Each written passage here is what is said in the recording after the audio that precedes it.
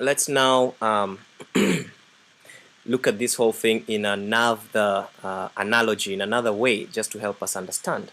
Now imagine that the oversoul is doing all this so that it can experience itself or experience a game, okay?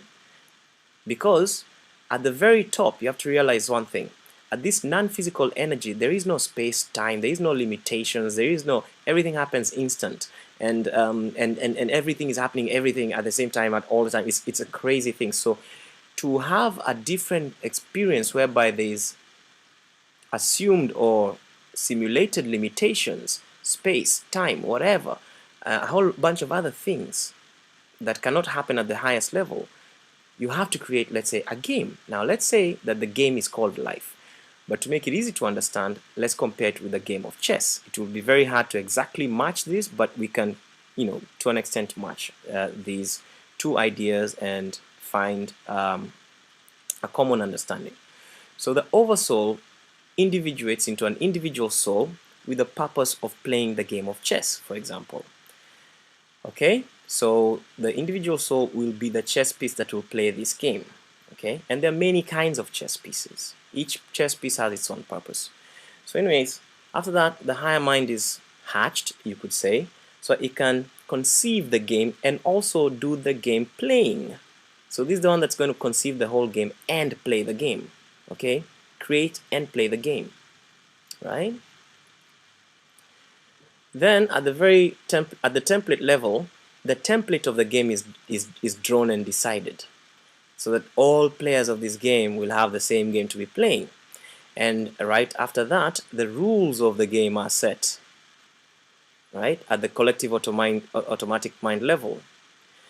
And then the individual automatic mind comes in. This is where the rules of your particular chess piece are set. For example, you might be a king chess piece, a rookie, a knight, or a pawn, or any one of the other chess pieces that you find in a game of chess. Each piece has its own theme, purpose, rules. How does it move? How does it operate? At this level, it's not being told how to use its powers. It's simply being told what powers it has. Remember, any piece in chess can take over another piece. A pawn is not smaller than a queen. It just has a different way of moving. In fact, a pawn can capture a queen and win the game if used in a particular way. Now comes the point where the game is actually played at the physical level. All right, this is where now the game is played. Each piece is being played actually by the higher mind. What the lower mind is doing, the physical mind, the thoughts, they're simply looking at the current state of the game and making choices. Then they might imagine or something, but then it's that imagination that then is communicated, as we will see later, to the higher mind, and then the higher mind sends an inspiration for the next move. But that inspiration comes down filtering along all these levels, from the rules of the game to the game template and the game rules, and then to the rules of your chess piece.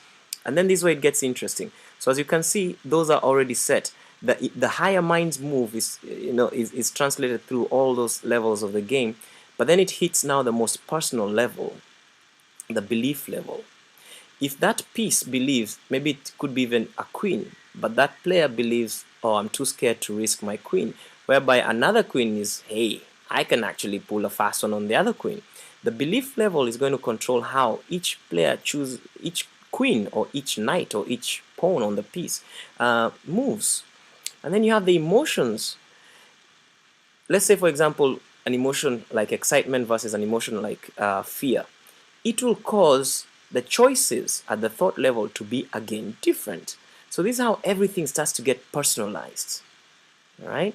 The beliefs at the very top, the template affects things, and then the collective automatic mind, the individual automatic mind, and even more personal, the belief system, and then the emotions that come out of that belief system, and then the thoughts that come out of that emotion, making the choice of the next move, and then perceiving what happens after that, and then sending the signal back up to the higher mind for the next move.